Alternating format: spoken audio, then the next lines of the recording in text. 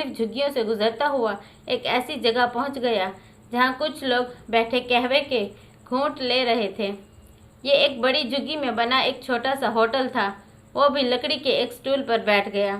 थोड़ी देर में एक आदमी कहवे की प्याली लेकर इसके पास आ गया। वो कहवे के घूंट लेते हुए आइंदा के बारे में सोचने लगा कि अब इसे क्या करना है। शेख इसहाक से मिलकर इसे मालूम हो चुका था कि इसे खेतों के किस हिस्से में काम करना है। शेख इसहाक ने इसे एक शख्स का नाम भी बता दिया था जिससे मिलकर वो अपने लिए एक झुग्गी डाल सकता था। तुम इस गांव में नए मालूम होते हो, एक शख्स ने इसके बराबर बैठते हुए कहा। हाँ, मैं आज ही गज़ा से यहाँ पहुँचा हूँ। जागीरदार ने मुझे यहाँ काम करने के लिए भेजा है। जागीरदार की हवस कभी पूरी नहीं होगी, लोगों की मजबूरी से फ़ायदा उठाता ही रहता है। चलो खैर, शक्ल से भले आदमी मालूम होते हो, हमारे साथ मिलकर काम करोगे तो हमें अच्छा लगेगा, मुझे भी खुशी होगी। वैसे तुम्हें सबसे पहले गांव के शेख से मिलना चाहिए था। इतनी अक्ल तो मुझे भी है, पहले मैं वहीं गया था, इसके बाद यहाँ आया हूँ। शेख तुमसे अच्छी तरह मिला? क्यों, क्या वो तुम लोगों से अच्छी तरह नहीं मिलता? आजकल इसके साथ बहुत बुरा हो गया है। क्या हुआ है? इसकी बेटी घर से भाग गई थी, फिर एक यहूदी के साथ खेतों में मिली। शेख के बेटों ने इसे कत्ल कर दिया, लेकिन बदनामी तो हो गई ना। शेख को यही दुख खाए जा रहा है।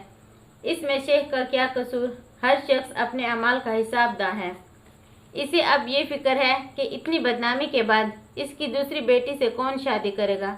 दूसरी बेटी का क्या कसूर? इसका कसूर ना हो, लेकिन असर तो पड़ता है ना। हाँ, लोग इतने ही तंग नज़र हैं। क्यों, तुम इसे गलत नहीं समझते? मैं तो तुम्हें गलत समझता हूँ, मलक वहाब ने कहा। अगर तुम मुझे ये सब ना बताते तो शेख का पर्दा रख सकते थे। मैं ना बताता तो कोई और बता देता। मैंने तो तुम्हें इसलिए बता दिया कि तुम यहाँ नए हो।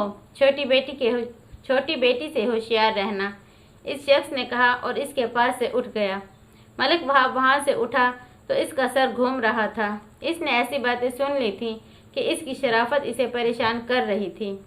वो कई दिन तक शेख इसहाक और इसकी बदनामी के बारे में सोचता रहा। इसे लगा कि शेख इसहाक जैसे शरीफ आदमी की मदद करनी चाहिए।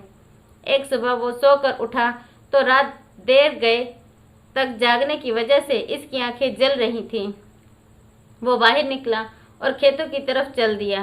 गंदम और जौ की उगी हुई फसलें, मसूर, प्याज और ककड़ी की क्यारियाँ और खेतों के बेमिसाल खूबसूरती भी इसे अपनी जानिब ना खींच सकी। वो उल्टे कदमों लौटा और पत्थर की बनी हुई मोटी दीवारों के साथ पहुंचकर रुक गया। ये शेख इसहाक का घर था, जहां वो कुछ रोज पहले भी आया था। शेख के दरवाजे किसी के लिए भी बंद नहीं थे। इसे भी अंदर पहुंचा दिया गया। शेख ने खड़े होकर इसका इस्तकबाल किया, ये सोचे बगैर कि ये एक मामूली किसान है और गुलामी की ज़िंदगी गुजार चुका है। मैं आपके पास एक सवाल लेकर आया हूँ। अगर आपने इस सवाल का मिस्बत जवाब ना दिया तो भी मैं शिकायत नहीं करूँगा, लेकिन मैं इससे डरता हूँ कि मेरे सवाल की नज़ाकत आपको खफा न कर दे। नहीं मेरे बच्चे, अगर तुम्हारा सवाल पूरा करने की मुझ में ताकत हुई तो मैं ज़रूर पूरा करूँगा। मलक वहाब ने ठहर कर कहना शुरू किया। मुझे इस गांव में आए चंद रोज़ हुए हैं, लेकिन ये चंद रोज़ ही मेरे लिए निहायत तकलीफ़दा हो गए हैं। जो कुछ आप पर बीती है या जो बीत रही है, इसके बारे में मुझे मालूम हो चुका है। मुझे अंदाज़ा है कि आप किस करब से गुज़र रहे होंगे। इस गांव की जहालत आपको कितना दुख पहुंचा रही होगी। हमारा दीन तो ये कहता है कि जिसका कसूर हो सज़ा इसी को मिले। आपकी बड़ी बेटी के गुनाहों की सज़ा आपकी छोटी बेटी को क्यों मिले? अगर आप इजाज़त दें तो मैं इससे शादी के लिए तैयार हूँ। मैं आपसे वादा करता हूँ कि मैं इसे कभी कोई ताना नहीं दूँगा। शेख का सर झुका हुआ था। इन्हें शायद फैसला करने और कोई जवाब देने में देर लग रही थी। मुझे मालूम है मैंने अपनी हैसियत से बड़ा सवाल कर दिया है। आप बेशक इनकार कर सकते हैं, मलक वहाब ने कहा।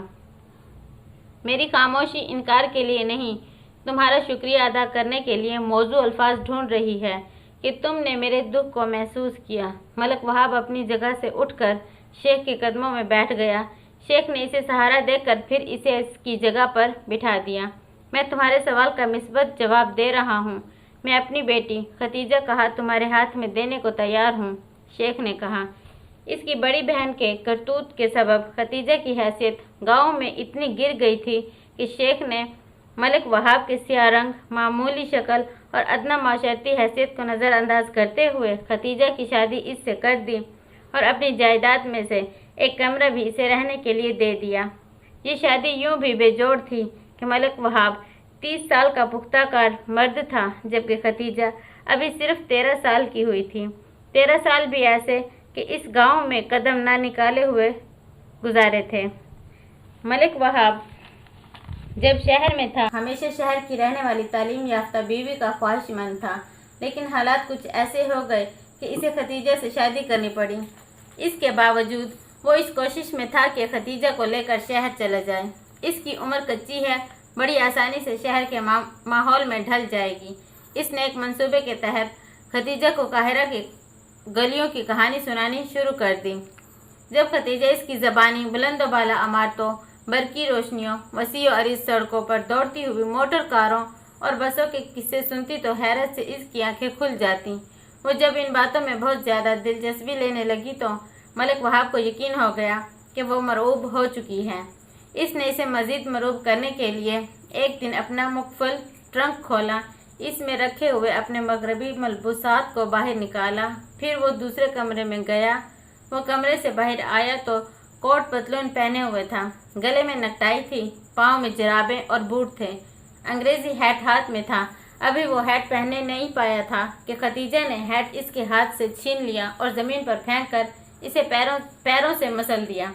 मलिक वहाब ने खतीजा को धक्का दिया और हैट उठाकर अपने सर पर रख लिया।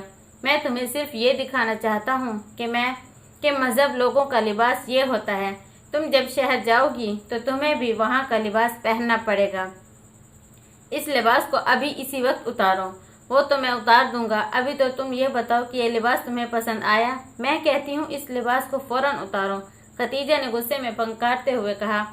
कभी नहीं, अब मैं यही लिबास पहना करूँगा। 14 साल की लड़की में न जाने कहाँ से इतनी ताकत आ गई। इसने वो किया जो मलिक वहाब के वहम गुमान में भी नहीं था। इसने आगे बढ़कर राइफल उठाई और इसका रुख मलिक वहाब की जानिब कर दिया। खतीजा, क्या पागल हो गई हो? बंदूक हटाओ। पहले तुम ये बताओ, तुम हम में से हो या कफ़ार की कौम से? गद्दार हो, अंग्रेज़ों के जासूस हो, क्या हो? अब तो मुझे अपने बाप को बताना पड़ेगा। अच्छा, अपने बाप से कहने की ज़रूरत नहीं, मैं अभी लिबास तब्दील करके आता हूँ। मलिक वहाब ने वही ढीला ढाला लिबास पहन लिया। इस दिन के बाद से इसने शहर जाने का ख्याल ही दिल से निकाल दिया। इसकी बाकी ज़िंदगी इन्हीं खेतों में गुजर गई। खतीजा को अल्लाह ताला ने औलाद से नवाजा ज़रूर, लेकिन 4 बेटों और 2 बेटियों की जुदाई का दाग दिल पर लेकर भी वो खुदा का शुक्र अदा करती रही। और जब अहमद खलील पैदा हुआ तो इसकी माजूरी भी किसी अच्छे मुस्तकबिल की निशानदही नहीं कर रही थी।